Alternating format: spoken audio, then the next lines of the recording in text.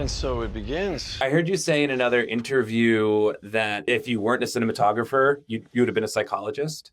Yes. What do you mean by that? And how did you become a cinematographer? I think people are so interesting, and I think this is what I love about stories. I think personalities, choices, lifestyle, everything is so intriguing to me. And I think I've always been interested by the psychological aspect of, people and just digging into it.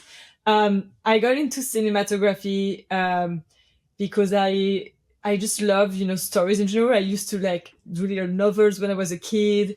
And then I started to play with my parents' VHS camera and making little films with friends. I think a lot of people started that way. But I just realized I was always the one filming it. I never wanted to be in front or I just wanted to be behind the camera the whole time. And then in high school, I was in a major in science, but I took an option in cinema, and I had to make more films and learn to editing and all of that. And I just really loved it, And what I loved about it is all the different approaches of characters, psychology, stories, and you get to experience a lot of that. And I think I got attracted to cinematography too, because in a way I felt I wanted to do everything when I was growing up. I want to be a doctor, and I want to be making clothes and all these things. I was very undecided. And then I realized behind the lens, you can experience it all. And I think that's really the satisfaction I took from cinematography. And when I made that choice is I felt complete on getting to explore all the things I wanted to do. I get to do it behind the camera. So, but yeah, the psychological aspect of it. And I always say cinematographer are visual psychologist, because we have to understand the psychology of the character and really dig into it to understand how to visually create the right atmosphere and pass it through to the audience. And I think that's such a great, combination of art and psychology. Absolutely. I've never heard it put quite that way, but I completely agree with the idea that the visual of psychology is such a great way to look at it. It is it's a visual art form. Do you have inspirations that you pull from going into a show like this, and what were they for the Pitt? Yes, when I read the scripts, it was so you were so dragged into them. I read the two first scripts before I pitched for the show, and it felt so intense, and you were really living it inside the script. So when I started to think about it and visuals, I was thinking it needs to be immersive. You need to be in the middle of it and actually living the shift yourself as an audience. And I was thinking about film that kind of made you experience that, and something quite recent was 1917, shot by Roger Deakins. And that was a big inspiration for the show, because you are in the trenches with the soldiers and you follow them like you're experiencing it with them. And I was like, the soldiers in the trenches need to be the doctors in the ER. And that's what it needs to feel like. So I know it's more steady, they use more steady cam. We are fully handled on the show, but the immersion aspect of it was really, where I felt like that was a big inspiration for me. Amazing. Yeah, that movie blew me away, and I got the opportunity. I mean, Roger Deakins is one of my heroes, and I got to interview him for 1917, and hearing him talk about it in the same way of it, being immersive, and also obviously having the one shot feel of it. Was game changing, I think. I know that you used the ZeeGee rig. That's correct. It feels handheld, and it feels chaotic in the way that you want handheld to feel, and in the moment and in the action. But it has that smoothness of the Steadicam still, where I think the way you put it in the other interviews, that it's that you didn't want the footsteps that you get with handheld, because you didn't want it to take the audience out and be able to sort of feel the person moving the camera. Yes, there was a few elements that came into this, and the first one was the visual approach of being immersive with them. It just became this full dance choreography, where we were like, they always wanted the actors to move freely since the beginning, and that was something that was going to happen. So we needed a system that we never stuck on the ground. It's always moving and dancing with the actors. So this is also a part where we didn't want to be on dollies or tripod or anything. We actually don't have tripods, by the way, so on the show, which is the first for me. But it was this idea that the camera will constantly move with the actors, and we wanted this handheld feeling to represent a little bit this documentary aspect. So it's like this immersion where you live the shift through them, and at the same time you kind of this invisible audience documentary feeling around, it's kind of that cross feeling a little bit. But again, I use the word invisible because we also want it to be invisible. Like, you do not think about the shots, you do not think about the camera moving, because the camera moves a lot. You want to always feel like it's attached to the character, and therefore you don't see the cinematography, you don't see the camera moves, you just experience the movement through the actors themselves, So these elements were really important. So we knew we were going to move a lot. We knew we were going to have to go backwards sometimes. Sometimes the scene where our doctors or nurses, they move really fast. They walk fast in the air.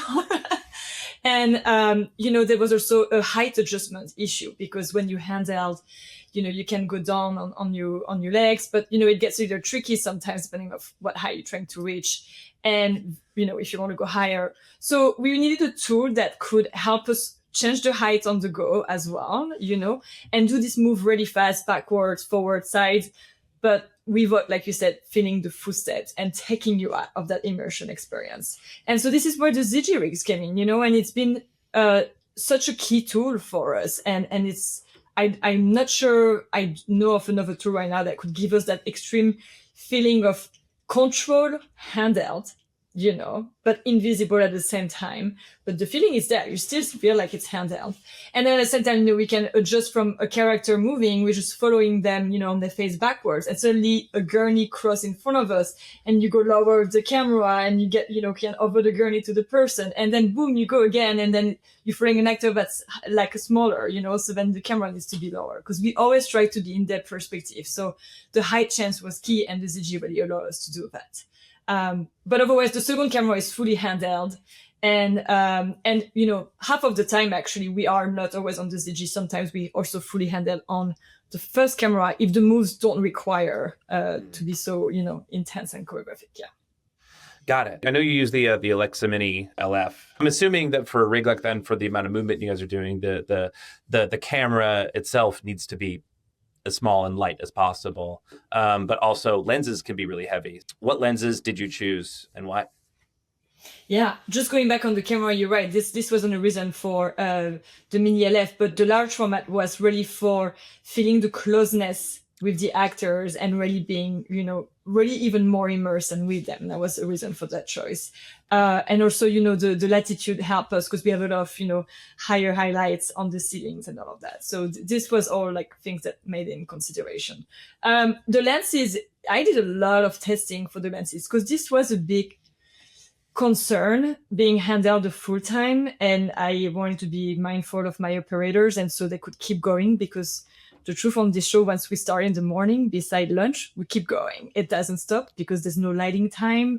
Everyone is always ready. It's a full choreography that we figure out on the spot. And so there's no real breaks, except the private rehearsal. So I want to be mindful that, they can keep going for months like this with the camera on their shoulder. And I wanted optics that also look, realistic in a way that we not, it doesn't feel like off, like it would look like, in the documentary, but also I wanted to stay cinematic at the same time. So in all the lenses I tested, and the one other requirement is I knew I wanted to put the second camera. So I wanted the first camera to be on primes. And the reason for that was lighter weight on the ZeeGee, but also fixed lens in a way we have a visual language we wanted to respect. And sometimes on the Zoom, you have a tendency to kind of use the full range, but here we have a language. We're mostly on the 50 millimeter. And, if we want to go tighter, we want the 75 for a specific emotion. And sometimes you use the 60 if you're stuck behind a counter and you wanted to use the 50, but you're a little too far, then we put a 60 on. But we're trying to respect that language so it feels consistent throughout the immersion. So we wanted the second camera to be on the Zoom because it was going to be, the purpose of the second camera is to grab moments, sometimes multiple shots in one shot for the first camera. So we wanted to be able to resize. So we never use the actual zoom. We just use it to go from the 50 to then the 60 or 75. And that's the reason why we're on the zoom on PCAM. So a key element on the choice of lenses was I need a zoom that is going to be light, but also that it's going to be a good match of the primes, because I don't want to have a lot of trouble in colors feeling like this is two different cameras. So after a lot of research, I actually never got to use them before, but I found the Angénieux Optimo primes paired with the ultra compact zoom. And these zooms are extremely light. I don't have the exact weight right now, but they're almost the weight of a prime. And the range is incredible. The one we used all the time is the 37 to 102. So you have the 50, the 60, and the 75 right in there, and they are such a close match, really, really close, which really help us to not have to do so much correction and adjustments, between the two cameras. When you watch the show, you have no idea if it's the first or the second camera that's playing. But one is always on zoom and one is with the Optimo primes. And the Optimo primes, we use them fully clean. We don't have any diffusion in them, beside ND sometimes, but that's the only thing we would do, We didn't want to use any diffusion because I tested it actually. There was a few reasons. We wanted to feel the skin really of the actors, especially with the diversity of our skin tones, but also the the realness of it, like the details, which makes you feel even more, they feel more approachable and realistic in that way, But also if you put in diffusion with all our troffers and lights in the ceiling, started to gloom like crazy, even with the lightest one, because we are full of lights and you see them in the frame nonstop. And that started to feel unrealistic as well. You want it to really feel like you are inside a real AR and you're having a real experience, kind of like a documentary. But I wanted it to still be real cinematic. So the Optimo primes really gave that range between, realism. I can't say realism. Is that how you say it? Okay. Yeah. Either sounds good. Realism. Yeah. This cross between realism, but also cinematic. I think there's something so nice that it does on the skin, even though you see the details, there's also a certain softness and the way, it reads in the background out of focus. I think it's extremely cinematic while still being realistic. And I really love the lenses for that reason. So there was a lot of elements that came in consideration and why we're not using any filtration. And I think they look beautiful and perfect, and they really represent every skin tones perfectly. And I think it reads like the show was meant to be with these lenses. Absolutely. Hearing you talk about that, it reminds me of like how it's like DPs need to, speak really all the languages on set. You kind of have to be aware of how everything is moving and how everything interacts with each other. And it just feels like so many different, like the cinematographer, I think more than most any other person on set, has to use so many different parts of their brain at the same time, and synthesize things very quickly in order to keep things moving and in order to make sure that everything is being taken into account. So not only do you need to be able to almost be fluent in all of those methods of communication with all of the teams, but there's also so much like logistical, almost like math going on with like how the lens interacts with how far away they are, or with the light, or with all of that. But you also need to have the creative brain going as well of making sure that the art of the piece is also being fulfilled, and it's so much mental navigating in any moment at any given time on set. How do you? Is it something that you're aware of, I guess, when you're on set and you're sort of having to sort of navigate through these different sort of modes of communication and modes of sort of thought, or does it just come naturally to you?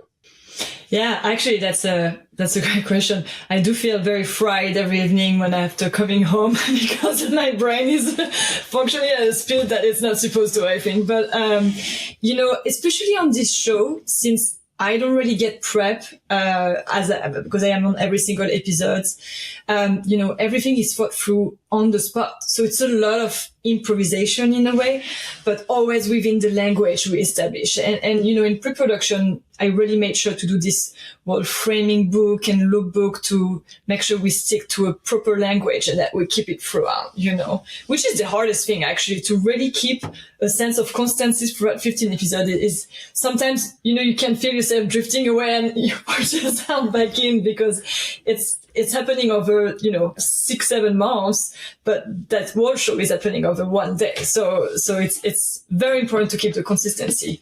When we arrive and we talk about a scene with the director, so it's really in the private rehearsal, the director does the blocking, and everything is really designed on the blocking. The way we shoot the show is completely different from what I have ever experienced before. And it's funny because it's a tendency that then I have to teach to new directors, because everyone is trying to go back to the number system. We're like, no, that's not how we do it on the show. We have to do it that way. So we don't do a wide master to start with where you see everyone moving. That doesn't exist on the show because it's not helping our purpose of immersion. And the few times we do go in a wide, it has a real purpose and you feel it. And that's why, they're not overused. They're really specifically made for emotions. So our master shot is literally discussing, in the pre-rehearsal, we discuss whose scene is this? Because it's all about perspective on this show. So let's say, Dr. Robbie is in that scene and he's experiencing everything that's happening here. And even though you show medical things and all of that, it's about what is he registering in the scene? How does it move the scene forward with the other characters? And that's really what we're picking on, why we also interact and show with the medicine. But that's really about what the characters are going through. And so once we choose the perspective, and sometimes there's more than one, we design with the blocking, then the shot kind of are designed that way. They're like, okay, we need to follow him. We want to go around, but at that moment, we need to notice this. And then the camera can probably go around him and then we follow him on the other side. And we should talk about the first main master shot. That's actually that's a master shot, is that we are following from A to B, the beginning or the end of the scene. This could be used technically as a oneer. And the reason it's not is because there's other elements you want to catch and see, and it needs to be a cut. So it doesn't slow down the storytelling because the ER just functions that fast. But that's how we approach our first shot. It's a full master from beginning to the end that could work as a oneer. Then, when we design that, at the same time while it's being designed, I'm thinking about all the reverse and all the other pieces we need. Because that's the thing, it's that if you have one and you design it, but then you get stuck on your reverse shot, because a reverse shot in general is also beginning to the end. It's just the opposite reverse we're trying to do. So it's very free for the edit that they can do cuts wherever they really want, and that's really important to feel that continuity. So when we design that shot, I'm always thinking at the same time, or where the camera would be in the reverse, and what are the construction of it? Can it still keep moving through as well? Because you think about, cast crossing, but then you also think about all the background that's going to be in there. The counters on the hospital we're shooting in on set are not moving. So you're constrained by the space, walls are not going up, nothing, so you have to think of all these elements at the same time. And so it's like I like to describe it as a puzzle. And I love puzzle actually, but I'm making this puzzle. I say the same thing. I 100% that's how I see it too. Yeah. So, it's within less than 10 minutes, I'm making this whole puzzle in my head of how we're going to do the shot, in which order, because sometimes, so if there's prosthetic involved, I have to talk with the makeup department. What are the limitations of the prosthetic? Can we start shooting it first? Should we do it last? Like all these questions. How much can I connect it with the actors and blah, blah, blah. But, it's all this puzzle that's being made. And I think that's one of my favorite parts because it's really, and again, I don't have prep, so I have to make that on the spot. And we also have a very limited amount of time to shoot a scene because we're shooting about 9-10 pages a day and we have 11 hours or less shoot days most of the time. We almost never pass 11 hours. It's extremely rare. So, and sometimes it's less than that. And we should, so everything needs to fit in that timing with the right puzzle and telling the story in the right perspective with the immersion. And then obviously, the operators are amazing at bringing their own touch to it where they make suggestions that, are great often and that we integrate them, et cetera, et cetera. But then also there's the lighting, right? And luckily we're so free to move within the set, but we have a lot of restrictions with lighting because we have glass everywhere. I mean, there's these doors, windows, and, the gimbal. So that helps us a lot. But there's sometimes with two cameras, because we try to always fit the second one as well, right? You end up getting a little stuck where you have reflections of light here and there. And so that limits us a little bit too. So there's a lot of elements to take in consideration. And my chief lighting technician and Kay Rip are amazing at, figure out this puzzle with me. And I have a tendency to put the shots first and the choreography we want to do, and then, we're trying to fit the lighting in it. But while you have a shot that's a long choreography, like if they're moving throughout the ER, the lighting moves too, like on the ceiling. So with this lighting programmer, they adjust the lighting as they're moving through. And so they take it down on the back and they take it on the front if we're following them, like leading them on the face. So they keep getting more light from them, etc. Everything is moving. Everything is a choreography at the same time. And because we have nothing on the ground, we don't have, tripod, but we don't have stands, light, flags, any of this.